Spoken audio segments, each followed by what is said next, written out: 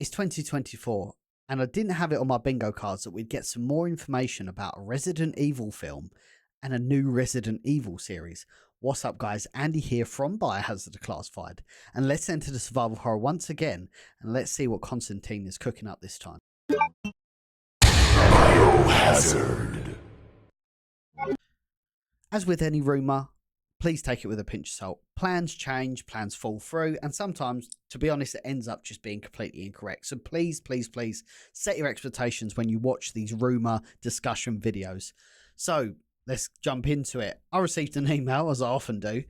This wasn't someone that I dealt with previously. It's complete unknown email account, so I'm always a bit dubious when I see emails come in and they have just information. I've tried my best to try and vet and substantiate it, etc., etc. And it does appear that this also was sent to other people at the same time, because the amazing crew at Geeks Vibe Nation also appear to have received the same email, but they don't have some of the facts that I was sent. I say facts quite loosely. Obviously, until something comes out, we can't really confirm or deny, like we did with Village and other rumors that were discussed and then eventually found out in the final release. So if we go back to this, obviously it says hello everyone, so it's probably a good indication that I was probably blind copied into this. It says, hello everybody, I've got some information to share about 2 live-action Resident Evil productions produced by Constantine Films. Currently, the producers are producing a new film. It's funny English. Producers are producing a new film and new series for Netflix. Check out what I know about each production below. So what I've done is I've actually filtered these into 2 different categories. So this is a discussion about a brand new Resident Evil live-action film and a brand new Netflix series that's not related to the original Netflix series, if that makes sense. We will talk opinions afterwards, but let's just go over the quote-unquote facts first, the facts of the email. So the film that Constantine is producing is a prequel to Resident Evil Welcome to Raccoon City and will tell the story of Resident Evil 0. The film will be recorded in Canada until December this year, and the cast should be announced around October. The film's budget will be around $30 million. The film will have a greater focus on the character Billy Cohen and his dark past. Constantine plans to add Ada Wong to the film to contextualize her role in Welcome to Raccoon City. It will be a film faithful to the game Resident Evil 0 and have strong references to other games in the series. Constantine plans to release the film in 2025. Regarding the film, my source assured me that the casting has already almost been completely assembled and should be announced between October and November of this year. It will even be recorded in the city of Sudbury in Canada, and according to my research and sources, some streets have even been rented from the city hall for the filming of this film. Records made at notary offices prove the rental of the stores for a product entitled Umbrella Chronicles. We will come back to this in just a second. Well, I don't have any extra information to share at the moment. I can try to talk to my source and find out something more about Resident Evil Productions. What I have is this photo of a statue of a gold-plated animal on top of an abandoned hospital in Sudbury, Canada, which, according to my source, will be used for the filming of this film. So this wasn't in the fantastic article that Geek Vibes and Geek Vibes Nation put together. I was just asking more and more questions, like, okay, well, have you got anything that can kind of substantiate this? So we had this photo. I had this photograph sent to me. I have kind of sent this internally to a few other talented content creators, and I said, what do you think of this? And I said, could this be like Raccoon Hospital, maybe like an abandoned raccoon hospital?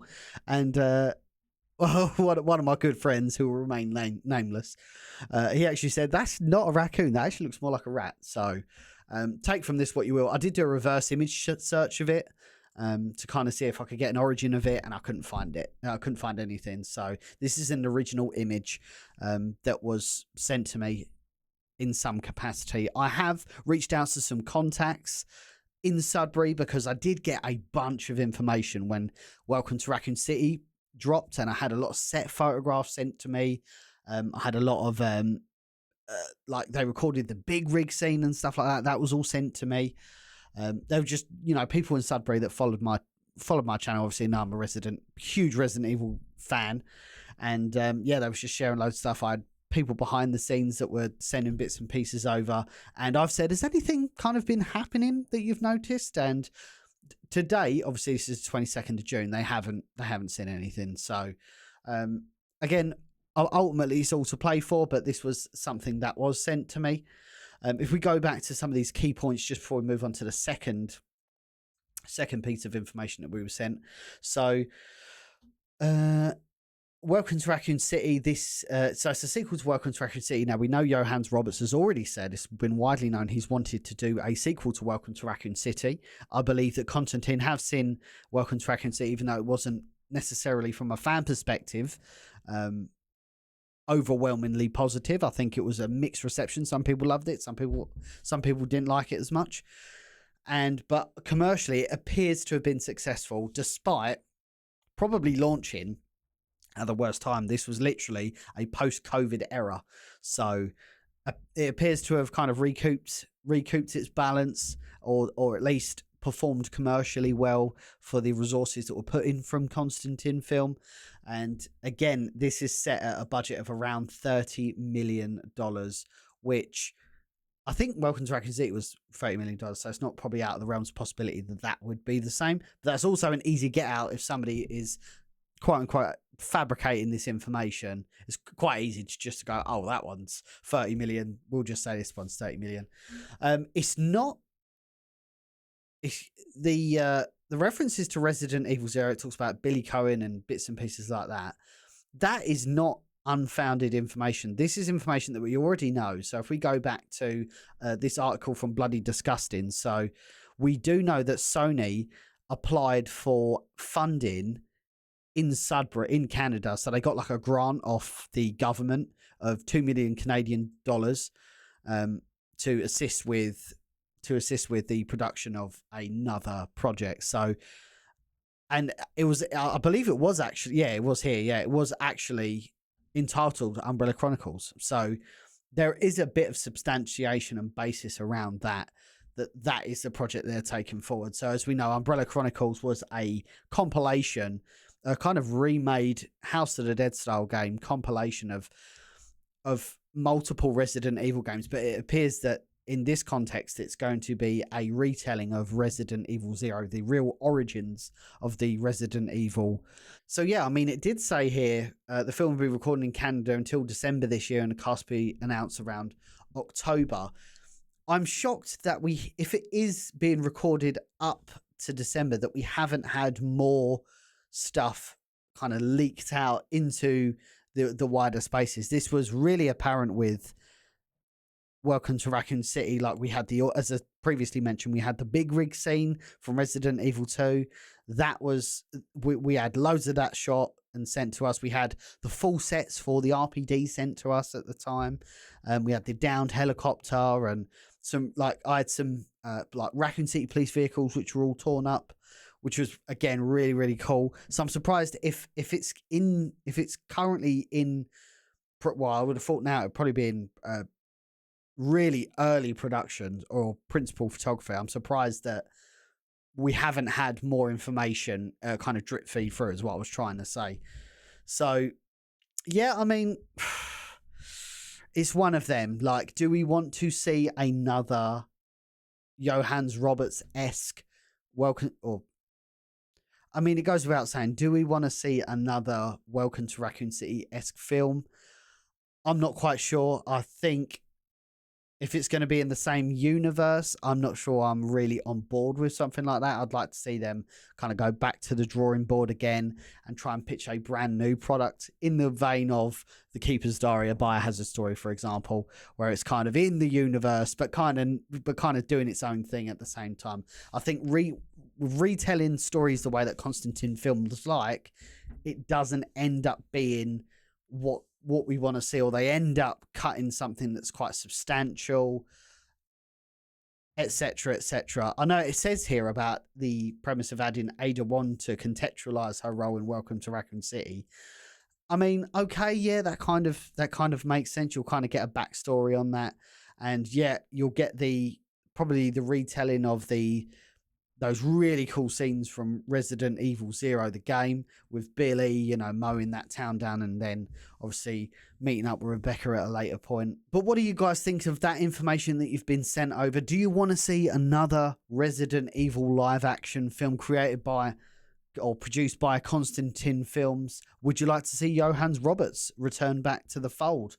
If anything, it could be a good idea to bring an esteemed horror director on board, you know, like a James Wan or someone like that who you know is time served. I'm not saying obviously Johannes Roberts wasn't time served, but somebody who is real time served and has a really interesting vision to bring to the table. Let's just, you know, try different things. I mean, what have they got to lose at this point, with regards to how Resident Evil fans receive Resident Evil films? I think it's all for play, but I would really love to know your thoughts about the information that you've seen today. How much of it do you think is true? Do you love it? Do you hate the idea?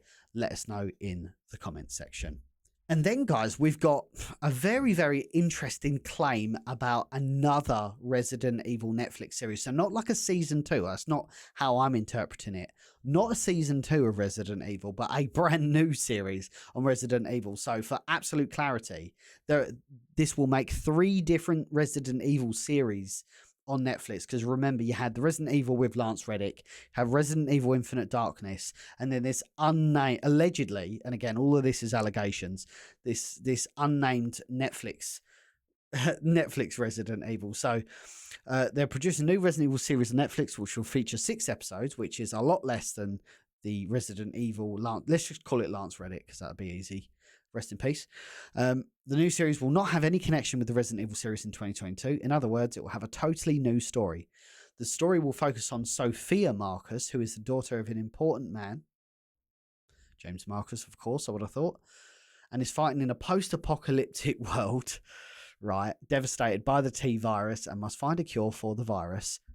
Please, guys, let me get through it first. I know everybody's going to be commenting absolutely slamming their comments in the please, guys, let me get through this. I know you guys are going to be firing all cylinders in the comments, but let's get through it and then we'll come to the comments. So, which is found in Umbrella's former European base. Okay, the series will feature iconic monsters such as zombies, licker spiders, hunters, and even a chainsaw man. I mean, the majority of them were already in the other Resident Evil Netflix series. The first episode will focus on how the infection spread around the world. The series will not have characters from the games, just references. Not necessarily a bad thing, depending on how they do it. The script has already been approved and should start recording in 2025. Regarding the Netflix series, my source informed me that Constantine has not given up on trying to launch a new series. As the one launched in 2022 failed, the script has already been written and delivered to Constantine Film and Netflix, and they should start looking for casting in the semester of 2024.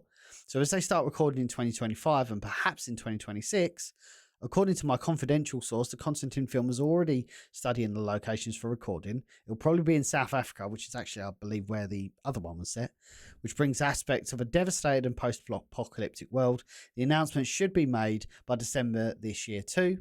Here I have the preliminaries with the names of some characters from the Resident Evil series and physical characteristics to find casting to compose the series. These casting sheets were given to me by a source series production industry. So Sophia Marcus, 25 to 30, tall, brown eyes and flighty. Lewis Stan, young, 20 to 30 years old, tall, white, green eyes and thin. Saletti, adult, 40 to 50, medium height, white, blue eyes and thin. And David Hauer, young man, 18 to 25, medium height, black eyes and thin. Black eyes and thin, excuse me. Well, regarding the film's casting, I don't know yet, something very confidential, but I know that actress Nilam Farouk is considered and is in final negotiations to play the protagonist of the new Netflix series, the character Sophia Marcus. So, again, all this is alleged. I did a quick research. I'm not familiar with Nilam Farouk's work, but she appears to be a German actress and very, very popular in that region of the world, which makes sense because, of course, Constantine Films is German, so that would make sense why they would make that connection. I mean, I'm not sure about it. Like the first one, okay, we've got another chance to see a Resident Evil film, another chance to reinvent a live action film based on another game, you almost like got a blank canvas again. Even though it kind of does serve as a sequel, there is more of an opportunity to do a blank canvas. But from what I'm reading here, it's like another generic zombie film that just happens to have the Resident Evil name. I think I'm not the only one to say that if they remove the very small amount of references to Resident Evil in the Lance Reddick series, they could have just launched that as its own series and called it anything, Patient Zero or something like that, you know. But again, do we want to see a post-apocalyptic Resident Evil? Like, the best part about Resident Evil, in my opinion, is it's an isolated location that is full of infected. That's like the basic premise of Resident Evil. When they start going post-apocalyptic and the whole world's been taken over, like, we've already seen it before. We've already seen that happen on a large scale. So it's very hard for them to kind of evolve and do something different with it when it's already been well established and well done before. So yeah, I'm not too over eager about this one. One thing I did note from we'll go back to the Geeks Vibe Nation article, is it didn't have anything to do with the casting, which I've been sent. So, and again, huge shout out to Geeks Vibe Nation for putting that article out. But for whatever reason, I've been sent this. I don't know how true any of this is. This isn't really a lot I can comment on, because these are just like kind of random names. Sophia Marcus, okay, there's a reference to Marcus again, and it even mentions there'll be some references to Resident Evil. There won't be any characters that will carry over. It's almost like Constantine have a vision for Resident Evil that's just not what we believe Resident Evil to be. So that it's just such a hard selling point for them, in my opinion. Like, why not just create your own IP, and then you don't have to rely on Resident Evil. I suppose they are relying on Resident Evil for the name value, but they've got an opportunity to kind of launch their own zombie brand here. But for whatever reason, and I imagine it's probably commercial and name value, that they want to keep attaching Resident Evil to it. So all in all, guys, I am not too keen on this new Netflix series. Obviously, I'll sit down and watch it, but I wasn't overly impressed with the Netflix series. I did enjoy Welcome to Raccoon City more, even though I believe that even that had its own internal issues and pacing issues and stuff like that. It just did way too much to amalgamate it into one film. They combined two games, which could have been a whole series, in my opinion. It should really be that way round. That should be the series. This should be a film. But yeah, let me know what you guys think about this. A lot of these, the information that's here is kind of related to the 2022 Resident Evil Netflix. As I said, set in South Africa, kind of somewhat post-apocalyptic, but not post-apocalyptic. And yeah, it's got like a cast that aren't from the original Resident Evil, and they're kind of setting their own sights up for a brand new direction of Resident Evil. What do you guys think of everything you've seen today? Let me know in the comments. As always, I'm very interested to hear your thoughts on this. If you're not following Biohazard Declassified, please consider following us today. I'm a dedicated Resident Evil content creator, do a lot of streams, memes, daily Resident Evil content in space. So if you enjoyed today's content, drop a follow, drop a like, and hopefully we'll see all you guys in the next one. You take care now.